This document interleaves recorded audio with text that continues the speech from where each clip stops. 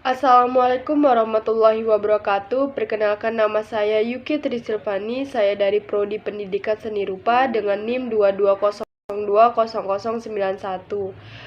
Mata kuliah pengantar kewirausahaan, dosen pengampu Bapak Dr. Hanif Al-Qadri, MPD. Ini saya akan mempresentasikan tentang bisnis plan dalam kewirausahaan.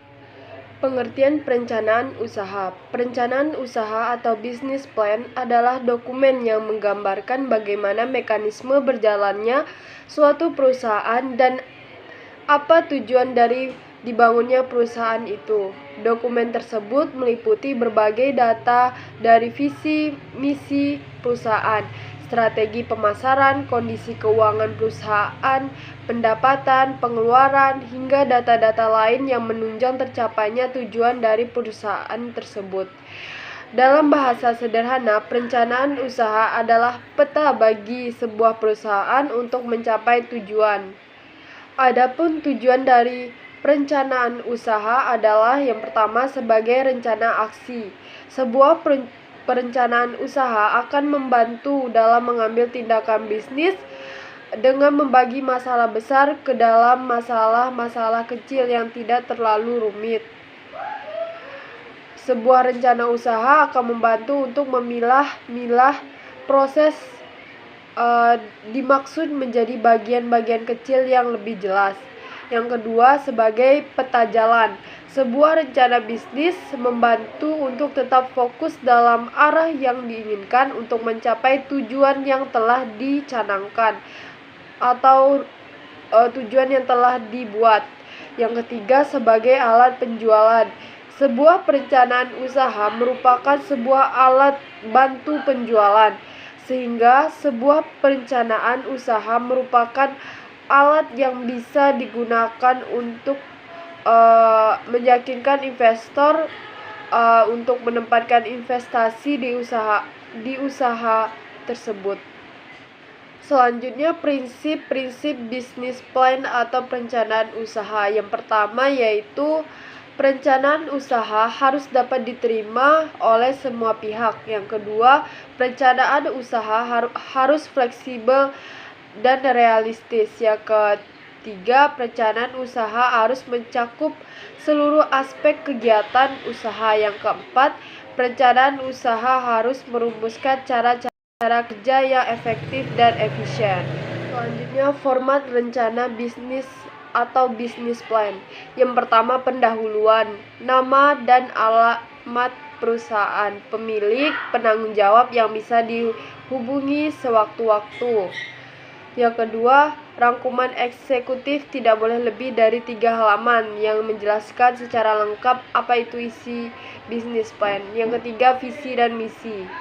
Yang keempat, analisis industri, perspektif masa depan industri, analisis persaingan, segmentasi pasar yang dimasuki, ramalan tentang produk yang dihasilkan. Yang kelima, deskripsi usaha meliputi produk yang dihasilkan, jasa pelayanan, ruang lingkup bisnis, personalia dan perlengkapan kantor, latar belakang, identitas pengusaha. Yang keenam, rencana produksi atau operasional meliputi pemilihan lokasi, rencana tata letak, proses produksi, keadaan gedung dan perlengkapan, keadaan mesin, dan sumber-sumber bahan baku. Yang ketujuh, rencana pemasaran meliputi segmentasi pasar, target pasar, penetapan harga, pelaksanaan distribusi, posisi, promosi yang akan dilakukan, terus pengembangan produk. Yang kedelapan, perencanaan organisasi meliputi bentuk kepemilikan dan struktur organisasi, informasi tentang partner usaha, uraian tentang kekuasaan, latar belakang anggota tim, manajemen, peranan dan tanggung jawab personalia dalam organisasi.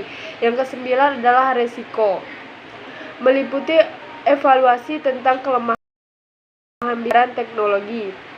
Yang ke-10, perencanaan keuangan meliputi sumber daya dan penggunaan modal, laporan keuangan, analisis titik impas, rasio keuangan untuk mengetahui kinerja. Yang terakhir, yang ke-11 appendix, yaitu surat-surat data penelitian pasar, surat-surat kontrak, dan dokumen perjanjian lainnya, daftar harga dari pemasok barang.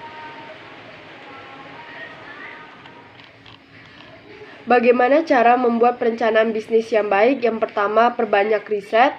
Yang kedua, buat profil perusahaan. Yang ketiga, tentukan tujuan bisnis Anda. Yang keempat, siapkan dokumen yang dibutuhkan. Yang kelima, jelaskan dengan detail produk apa yang Anda jual. Yang keenam, buat rencana pemasaran. Dan yang terakhir, sesuaikan dengan target pembaca. Selanjutnya, tahapan penyusunan bisnis plan atau rencana usaha. Yang pertama, ide usaha. Ide adalah sesuatu yang muncul dan berkembang di dalam benak pikiran manusia.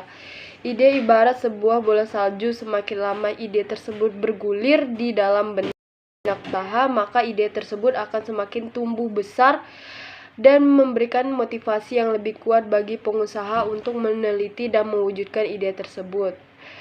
Dengan demikian, inovasi akan lahir dari pemikiran yang kreatif. Yang kedua, perumusan konsep usaha. Untuk mewujudkan ide usaha menjadi kenyataan, maka ide usaha yang muncul di benak pengusaha harus dirumuskan menjadi konsep usaha. Konsep usaha adalah penjabaran suatu ide usaha ke dalam dimensi-dimensi bisnis yang relevan. Yang ketiga,